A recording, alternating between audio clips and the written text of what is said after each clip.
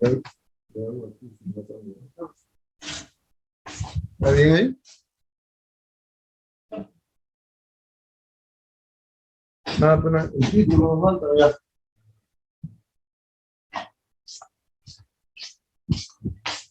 ¿Cómo falta? No. Está bien, El si título. no tapa nada. El título. Pero si ya está pena. A ver. Aló, buenas tardes, jóvenes. Buenas Buenas tardes, doctor. Doctor, buenas tardes. Continuamos, bienvenidos a todos, continuamos nuestro tema. Vamos a ver el tema 5, elaboración de un diagnóstico. Ahí en el punto 1 tenemos la etimología primero, ¿no? De la palabra diagnóstico procede del griego dia, que significa entre, y hignokein, que significa saber. Entonces ya la traducción literal dice reconocer reconocer una enfermedad y conocer la diferencia con otra. ¿Por qué con otra? Porque hay algunas enfermedades que tienen signos clínicos muy similares y a veces ahí el clínico entra en duda, ¿no? Dice por ahí, o puede ser que se dé una infección mixta. Entonces hay manifestaciones clínicas que está presentando el paciente y nos puede hacer entrar en duda o alguna confusión. Y si no tenemos el apoyo del laboratorio, bueno, tenemos que tratar los más signos clínicos más prominentes para tratar, peor todavía si es un paciente crítico, ¿no? Ahí que hemos dicho, sin pérdida de tiempo, tratar de estabilizar a nuestro paciente crítico. Ya sabemos que es un paciente crítico. Pero un paciente que tenemos en la consulta diaria, rutinaria, tenemos más tiempo, o podemos empezar con tomar algunas pruebas, mandar al laboratorio, dependiendo del cuadro, ¿no? Luego tenemos finalidad del diagnóstico, definición. Primero decimos qué es el diagnóstico, que es la etiqueta que se le pone a una enfermedad, con determinadas características clínicas que nos está pasando el paciente, y clínicas y patológicas, y se aplica a cada caso en particular, ¿no? Entonces uno tiene que ser muy preciso, detallado, desde el momento que empezó a atender al paciente. Entonces, la etiqueta que le ponemos, el nombre que le ponemos a esa enfermedad. Tenemos que primero, para dar el diagnóstico, tenemos que ver la etiología, la causa principal. Pues vamos a ver los tipos de diagnóstico. El diagnóstico es fundamental para ejercer la medicina veterinaria. Necesidad de establecer un diagnóstico exige al veterinario información, el veterinario recopila y se aplica los datos clínicos, se apoya en la teoría y utiliza la razón y la experiencia, ¿no? Entonces, si ya estamos en la práctica clínica, yo digo, bueno, muy similar por lo que está, mi paciente no está tan grave, digo, por las manifestaciones clínicas, yo puedo dar un diagnóstico clínico, un presunto diagnóstico. No me estoy apoyando en pruebas laboratoriales, ¿no? Porque mi paciente está bien, hay la alteración, pero ya yo digo, bueno, este caso es simple o está empezando, será viral, bacteriano, parasitario, dependiendo de la etiología, para que yo proceda directamente. Y viendo también en qué condiciones físicas está mi paciente. Y si es un paciente, en el caso de que ha cumplido con toda el calendario de vacunación, con mayor razón todavía, ahí yo digo, bueno, tiene defensa, posible esto, posible lo otro, pero puedo proceder al tratamiento, ¿no? ¿Alguna pregunta si tienen? Ninguna, continuamos. Fíjense lo que dice acá, no todos los diagnósticos están relacionados con alguna alteración o enfermedad.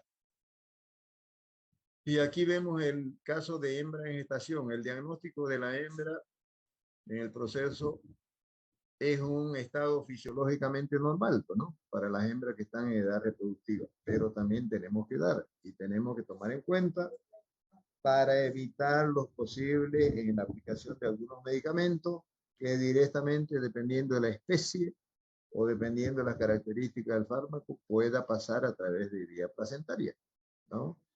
Y de decirle al dueño, mire, este es el medicamento que vamos a aplicar en esta hembra que está en gestación, pero hay la posibilidad de que le afecte a los a él o los fetos que están en formación. Ahí hay un riesgo ya, ¿no?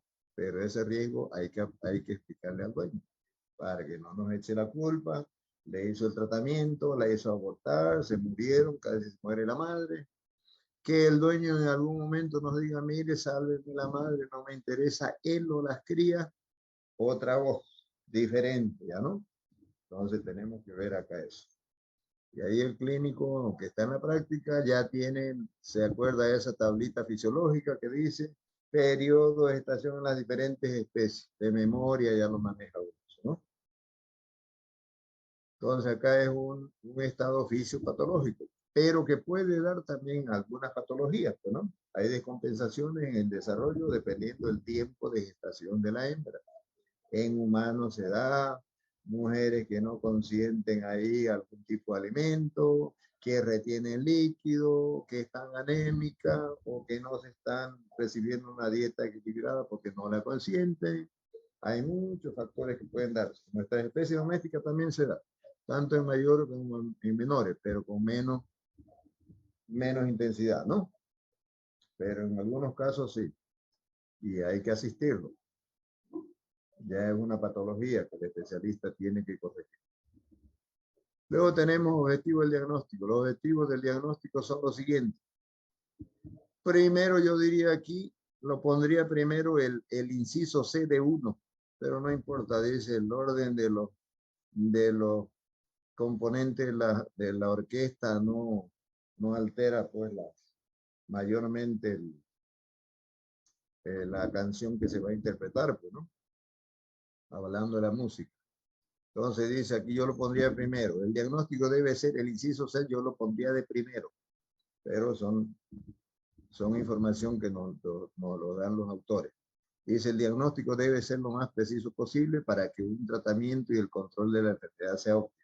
Lo pondría como primer objetivo. Y luego, si ya yo tengo el diagnóstico acertado o preciso, ya puedo hablar de tratamiento.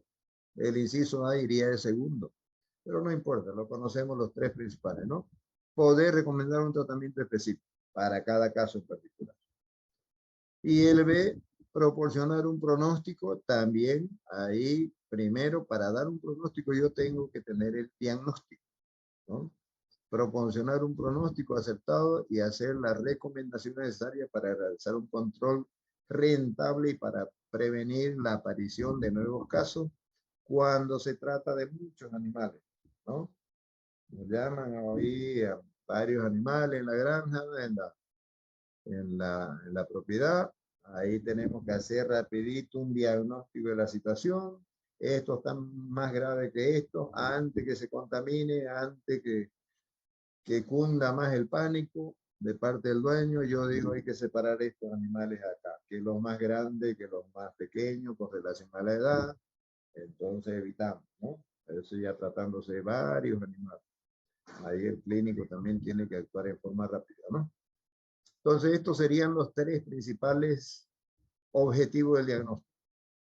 Recomendar un tratamiento específico, pero yo lo pondría el primero, el diagnóstico debe ser más preciso para que un tratamiento y el control de la enfermedad sean óptimos. Porque ahí ya yo tengo el diagnóstico y ya quizá tengo la causa principal de la patología que se está presentando, ¿no? O de las alteraciones que está manifestando mi paciente o el grupo de animales, si son varios, ¿no? ¿Alguna pregunta si tienen? Continuamos. Por último, el diagnóstico ayuda al clínico, dice, a establecer un pronóstico para el paciente. El clínico puede predecir con cierto grado la certeza del curso de la enfermedad y su posible respuesta, ¿no? Sería como cuarto objetivo. Por eso cuando iniciamos un tratamiento, ya tenemos el diagnóstico, iniciamos el tratamiento, bueno señor, si es en menores, mañana a esta hora usted me lo trae, hemos administrado tal de medicamento. La primera pregunta que hacemos al otro día, cuando vuelve a la reconsulta, ¿cómo se siente el paciente? El dueño a veces contento, a veces está también incómodo, o no me echa la culpa. Entonces, si está contento, no va a decir, doctor, doctora, mire, mucho mejor. Le hicimos el tratamiento en la mañana, por la tarde más animado, le ofrecimos alimentos, recibió, está tranquilo, tranquilo se lo nota, muy mejorado. Entonces decimos, estoy bien en el diagnóstico y estoy bien en la elección de los medicamentos que he administrado a mi paciente. Entonces, el primer tratamiento nos puede confirmar tanto el diagnóstico como el tratamiento que estoy actuando en forma correcta, ¿no? Porque esa es la pregunta que hacemos. Viene al otro día el paciente. Otros vienen bravos. Mire, está peor. Directamente. Como echando la culpa al clínico, ¿no? Y lamentablemente yo digo, de repente no es el dueño o lo mandaron a ese paciente con alguien que no nos dio los datos correctos. O de repente yo debí, dependiendo del cuadro clínico, posiblemente tenía primero que acordarme el laboratorio y tomar unas muestras y pedir unas pruebas laboratoriales.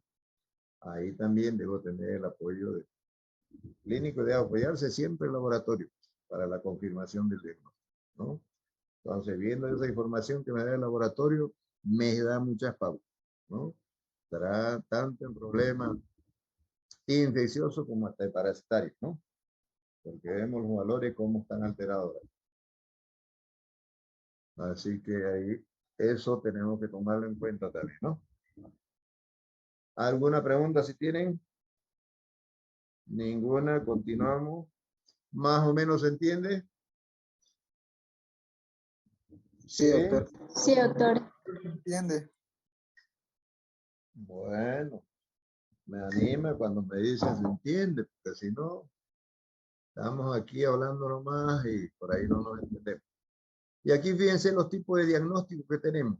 Vamos a definirlos cada uno, pero yo en vez de 1, 2, 3, 4, 5, 6, 7, yo me quedaría con 5, porque de acuerdo al concepto vamos a ver que hay mucha similitud en decir un diagnóstico tentativo y un diagnóstico presuntivo. Primero vamos a ver, primero diagnóstico diferencial, a veces es necesario hacerlo, porque ya dije, hay muchas enfermedades o nos da la pauta del laboratorio porque de acuerdo a los valores podemos o puede darse una infección mixta en un paciente, ¿no? Estamos hablando de modo general. Luego tenemos el tentativo, el presuntivo, el definitivo y etiológico, que también puede llamarse, el anatomopatológico, el diagnóstico abierto y el diagnóstico indeterminado. Los últimos casi son similares. Veamos el concepto de cada uno. Diagnóstico diferencial, dice, el diagnóstico diferencial es un listado de enfermedades que pueden ser responsables de los hallazgos clínicos, como está manifestando el paciente. Entonces yo tomé las pruebas laboratoriales, he elegido directamente y se trata, el laboratorio me va a dar un informe de posibles, que no dice el laboratorio en su informe, como responsabilidad de ellos, dice posible tal la etiología causada por tal, viral, bacteriana, parasitaria, deficitaria, nos da esas pautas. Ahí el diagnóstico diferencial, ¿no? Pero es necesario hacerlo porque puede tratarse de una infección mixta. Ya el clínico decide. Con esa interpretación, yo decido. Luego tenemos el diagnóstico tentativo, dice. El diagnóstico presuntivo, mire, tentativo y presuntivo, que viene el otro después, ¿no? Que se obtiene, dice, tras hacer la anamnesis y la exploración clínica inicial. Entonces yo estoy tratando aquí, ya puedo dar un diagnóstico en base a las manifestaciones clínicas que estoy observando, que me está presentando mi paciente, ¿no? Que puedo llamarlo también, o digo, un diagnóstico clínico, porque me baso en los signos clínicos acá. Ahí vamos, que dice el diagnóstico presuntivo. Diagnóstico presuntivo se emite por lo general con mayor seguridad después de haber considerado los distintos diagnósticos diferenciales y recogido más información clínica. Fíjense el concepto del presuntivo y del diagnóstico anterior, fíjense, casi lo mismo, ¿no? Entonces yo lo haría, que le pondría yo diagnóstico clínico también, ¿no? Ahora, acá el diagnóstico definitivo y etiológico, ahí obliga a identificar la causa específica de la enfermedad. Por eso habla de la rabia, dice, el diagnóstico final de encefalitis producida por rabia obliga a establecer. ¿Por qué? Porque ha encontrado unas lesiones, como se hace la prueba ahí para rabia en humanos, en los animales que enferman de rabia, que son los mamíferos de modo general. Todos los mamíferos enferman de rabia, no solamente nuestro paciente doméstico, y aquí cada año hay problemas de rabia, ¿no? En humanos también. Se debe hacer en base a hallazgos clínicos, diagnósticos definitivos y etológicos. Se dispone de medios apropiados. O sea, son métodos el método de inmunofluorescencia, por ejemplo, para rabia, que va a hacer el INIVED ahí en la Avenida Ejército, ¿no? Y era el laboratorio de referencia para los casos de muchas enfermedades, pero ha disminuido en cuanto a las fusiones, pero sigue haciendo esto para rabia, tanto de humanos como de nuestros pacientes domésticos. Si sospecha de un animal rabioso, hay que mandar la prueba del cerebro, para que a través de, o la muestra del cerebro, para que a través de la prueba de inmunofluorescencia aparezcan los corpúsculos de inclusión que tiene la rabia en el cerebro, ¿no? Y dan positivo a rabia. Entonces, por eso aparece acá el ejemplo de la rabia, ¿no? Estamos identificando al agente causal. Si es una causa parasitaria, cuando mandamos una muestra para micosis también, son diagnósticos que buscamos qué tipo de hongos son. En el caso de las micosis, que es frecuente en nuestro medio, en nuestras especies domésticas, en humanos también hay, las parasitosis en las diferentes especies también. Y ahí tenemos que identificar el tipo de parásito, principalmente interno, porque para que hagamos la elección del antiparasitario de primera elección, el que tiene mayor eficacia, ¿no? Continuamos. Diagnóstico anatomopatológico. Este tipo de diagnóstico se basa en hallazgos patológicos y debe identificar el sistema u órgano afectado y describir morfológicamente la lesión. Esto ya sería un paciente que vamos a hacer una necropsia, ¿no? Las lesiones que encontramos, que por ahí pueden mandarse algunas pruebas para confirmarlo, para que sea confirmado. Diagnóstico abierto, dice, el diagnóstico abierto es el que describe alteración clínica sin determinar la causa, ¿no? Entonces, ¿qué estoy haciendo yo acá? Un ejemplo sería la brusca de aparición de convulsiones y un elevado índice de mortalidad en vacas adultas, en lactación, que están pastando. Ahí hay una manifestación, algunas convulsiones, bueno, hay descompensación en vacas lecheras con la producción de leche que descompensa la cantidad de calcio, ¿no? Y hay ciertas manifestaciones que se dan en las vacas más lecheras y en especies menores también. En hembras, por ejemplo, que han tenido 6, 7, 8 crías, y razas medianas también se da esta descompensación, ¿no? Del calcio, y la llevan a uno con convulsiones, con temblores. ¿Cuántos días? Mire, una semana tiene 7, 8 crías y tiene bastante leche de compensación del calcio. Le ponemos un calcio en vena, excelente resultado tenemos, ¿no? Como sacarle el mal. Igual acá compara con animales grandes, ¿no? Con vacas lecheras principalmente. Esto es... Doctor, Sí, dígase.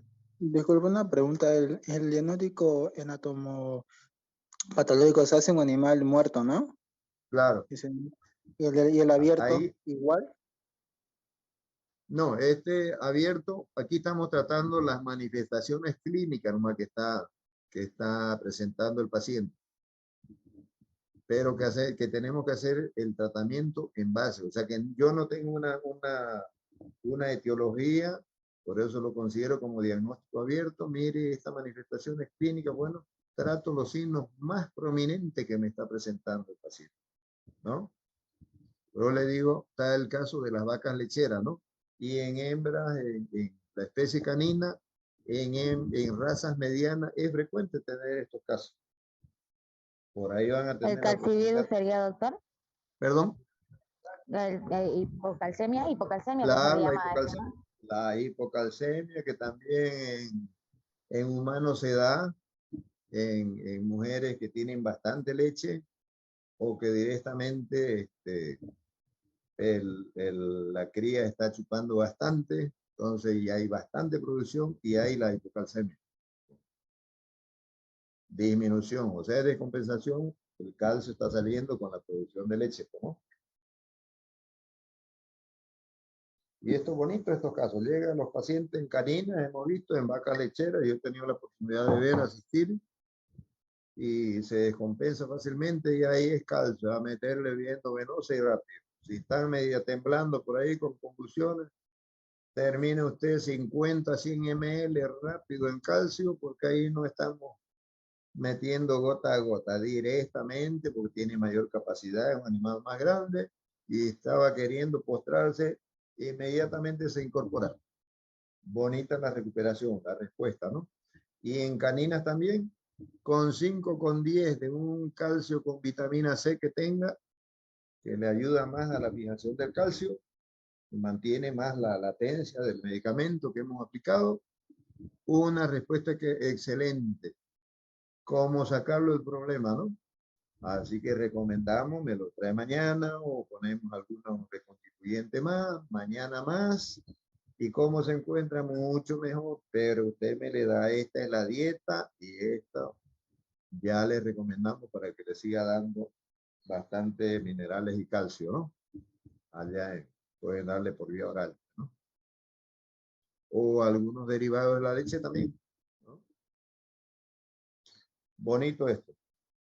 Continuamos. Si tienen alguna pregunta. Diagnóstico indeterminado. Dice, en muchos casos, cuando no es posible alcanzar el diagnóstico definitivo, después de realizar pruebas clínicas y laboratoriales, se realiza un tratamiento sintomático, parecido al otro también, ¿no? Al abierto. Pero ¿qué yo tengo que hacer con mi paciente? Por eso, en caso de un paciente crítico, dice ahí que recomienda para que actuemos más rápidamente, que no nos interesa tanto el diagnóstico definitivo, sino que ¿qué tenemos que hacer con ese paciente? Atenderlo de forma rápida, tratando de estabilizarlo, porque es un paciente crítico en el caso de la urgencia médica, ¿no? Entonces, esos son los tipos de diagnóstico, pero yo de los 7 yo me quedaría con 5 o de repente con 4, ¿no? Nos interesa el etiológico, el diferencial que tenemos que tenerlo, el diagnóstico clínico, de repente estamos en el campo y ya con la experiencia de uno directamente dice, para mí el diagnóstico, yo hago este tratamiento. Y si le voy a hacer seguimiento, al otro día voy a tener la respuesta en cuestión de horas, ¿no? Ya yo digo, ¿cómo se encuentra? ¿Evolucionar favorable? Entonces estoy en lo cierto. Estoy en lo cierto del diagnóstico y los medicamentos que he aplicado. Que ya en otros casos por ahí el dueño se enoje porque me dice, está peor que ayer y usted le colocó 3, 5 inyecciones. Ah, ahí yo lo tomo como el caso nuevo. Y de repente recién me acuerdo del laboratorio, debía hacer eso primero, ¿no? Dependiendo del cuadro clínico.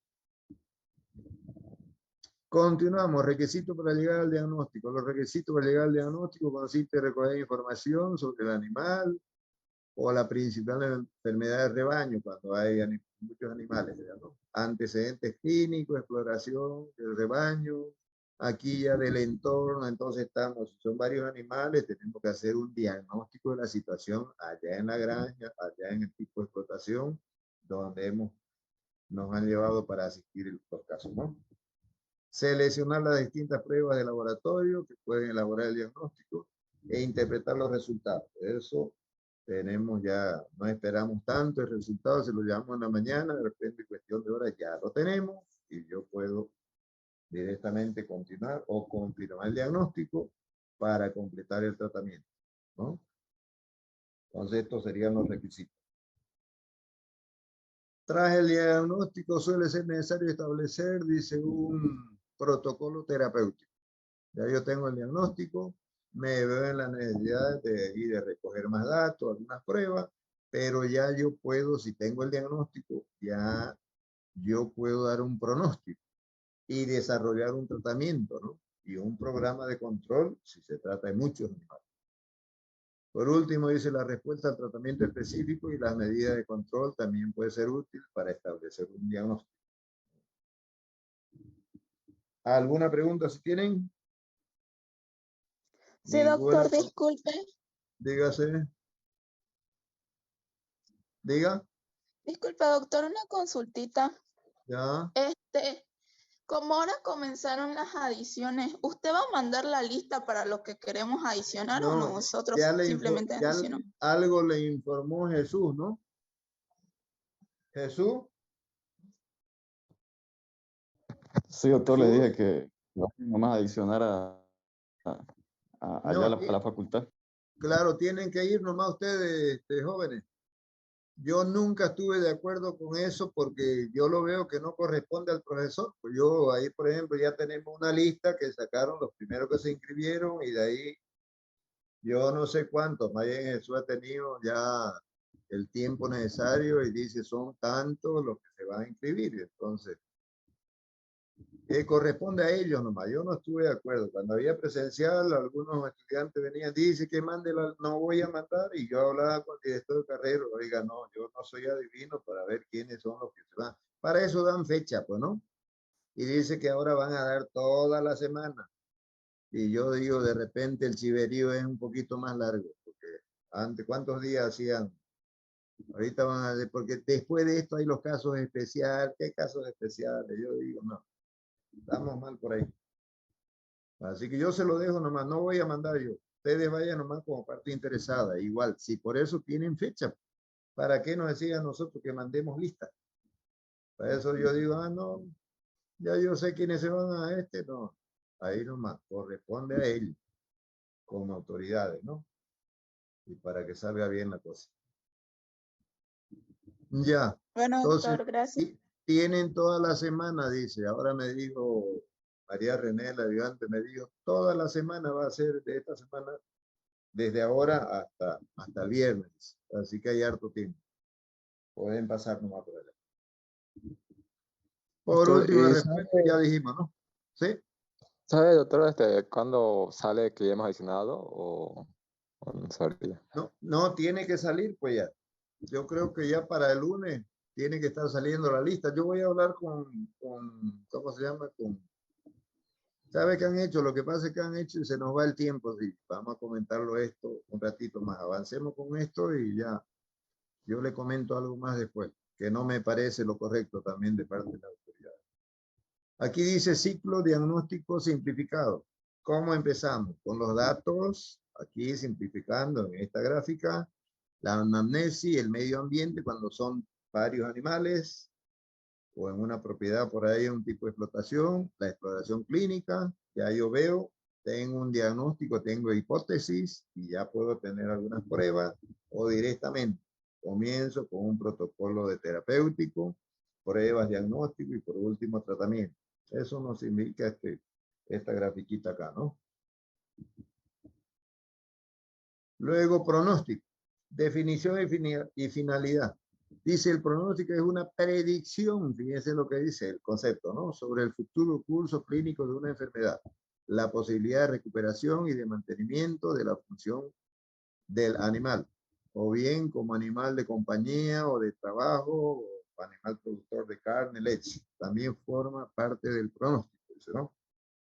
Entonces, eso a veces, si tenemos el diagnóstico, podemos dar un pronóstico también, porque es la predicción que yo estoy haciendo. Yo veo en qué condiciones está mi paciente, ¿no? Para decir, porque a veces el dueño se adelanta. Dice, doctor, doctora, le dice, mire, yo sé que está grave. ¿Será que vale la pena? Hasta el aspecto económico lo miran ellos, ¿no? A veces no tienen también. Dice, mire, lo veo grave. ¿Será que vale la pena que yo gaste porque usted me va a pedir una receta? De repente no tengo. ¿O será que vale la pena? O de ahí, de repente él dice como dueño que tiene todo el derecho de decir, mire, yo lo veo que está sufriendo y para que siga más yo también me pongo incómodo, sufro paralelo a él, porque es mi animal de compañía, me significa esto, prefiero que me lo haga descansar. Y me salgo un ratito afuera, hágalo descansar, le hacemos, pide que le haga la eutanasia. Se dan esos casos también, ¿no? O directamente, ¿usted en qué condiciones llegó ese paciente? ¿No le ve futuro a una evolución favorable? Ya usted lo está viendo en qué condiciones está su paciente. De repente está hipotérmico, totalmente deshidratado y ya lleva varios días, inapetente, se está enfriando. Y entonces ya ese es un pronóstico pues directamente malo, ¿no? De los pronósticos que hay. O el dueño le dice directamente, mire doctor, hágamele la eutanasia. Si él lo solicita, tampoco, sí, porque es una fase terminal de repente, ¿no? O ya van tantos días, dice, no le veo que va a recuperar. Entonces ya le están pidiendo un pronóstico. Entonces, dar un pronóstico, dice, implica predecir el resultado final de un caso clínico, con o sin tratamiento, ¿ves? A veces directamente le piden, pues, la eutanasia, ¿no? En base a los hallazgos clínicos, generalmente el pronóstico posterior al diagnóstico, ¿no? Tenemos que tener un diagnóstico para dar un pronóstico. Y este puede ser tipo de pronóstico, pronóstico favorable cuando digo mi paciente bien o está empezando el cuadro clínico de la enfermedad, un pronóstico reservado porque todavía usted puede darlo hasta mañana después del tratamiento que le confirma o por ahí no evoluciona, y un pronóstico malo o desfavorable cuando el paciente está en malas condiciones, ¿no? De repente ya decimos hipotérmico, deshidratado, se está enfriando, y se lo asientan en la mesa de examen clínico postrado el paciente. ¿Cuántos días? 5, 7 días, no. Ya está ahí, hasta malos olores por ahí, porque se está descompensando totalmente, ¿no? Entonces, estos serían los pronósticos tener. Favorables, si yo veo que mi paciente las condiciones, o más que todo, lo examino, yo ya tengo el diagnóstico y veo las funciones vitales que están normal. Sistema respiratorio, digestivo, circulatorio, ¿no? Reservado cuando yo veo algo en duda o por ahí puede ser una infección mixta. Ya pues digo, bueno, estos son los medicamentos y aquí y allá. Pero malo ya o desfavorable cuando está en pésimas condiciones, ¿no? Entonces eso sería, ¿no? Luego los factores determinan para establecer un pronóstico, probabilidad que exista la enfermedad en cuestión, morbilidad y mortalidad, dependiendo de la edad, la especie también, estado de la enfermedad, bueno, en qué condiciones está el paciente, si existe, si existe o no un tratamiento, de repente un tratamiento quirúrgico, pero el paciente no está en condiciones porque no va a obedecer al tratamiento ya medicamentoso. Y el costo también, lo que hablábamos, dice el costo, mire, lo veo mal, vale la pena, de repente este medicamento no me alcanza o no compro todos los medicamentos. Hay varios factores también que influyen, ¿no? Hay alguna pregunta si tienen. Y nada más sería por eso. Antes que se termine, vamos a comentar. Yo le digo de eso de la... Más o menos se entiende, ¿no? Sí, doctor. ¿Sí? Ya yo le digo a quien me hablaba de las adiciones. Ahí parece que algunos profesores por eso se han venido mucho conmigo. Charlé con el doctor Ted Ibáñez, que da un grupo, y no quería decirme cuántos tenía, y parece que ellos, yo no sé con qué preferencia o cómo habrán hecho. Cuando salió la lista, le dijeron, tengo 30 en la lista o 25 y yo no voy a aceptar. A las autoridades le han dicho allá, ya yo me enteré, de que no iban a aceptar adiciones. Así que por eso se han venido la mayoría conmigo. A mí no yo total en lo posible trato de cumplir con mis obligaciones y trato de transmitirle algo útil para ustedes, formación, ¿no? No hay problema, estamos llegando a 60 y tantos. Porque él se va a quedar con 25, 30 y yo con 60? No es lo correcto, ¿no? Pero allá ellos, ¿no? Tampoco no nos vamos. Después voy a averiguar algo yo. Y voy a charlar con la directora de carrera, con el vicedecano, que corresponde a la parte académica. Así que lo dejamos. Hagan nomás ustedes las gestiones para que se inscriban. Tienen, dice, toda la semana, porque creo que van a tratar los casos especiales, ¿no? ¿Ya? Bueno, entonces antes que se corte, el miércoles completamos y estamos fijando el primer parcial para el próximo miércoles, que ya sería